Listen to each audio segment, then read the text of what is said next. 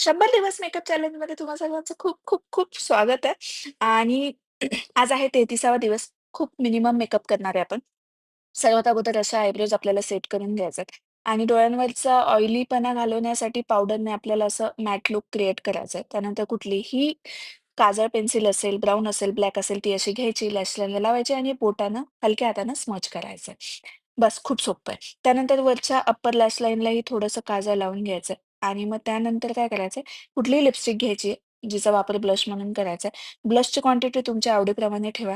त्यानंतर कन्सिलर घ्यायचं आणि फक्त हाय पॉइंटवरती लावायचं आणि त्याला व्यवस्थित छान ब्रशनं ब्लेंड करून घेतलं, की मग पावडरनं ते सगळं सेट करून घ्यायचंय आणि मग छान मस्कारा लावायचा आहे. मस्काऱ्याचे 2 कोट व्यवस्थित लावा.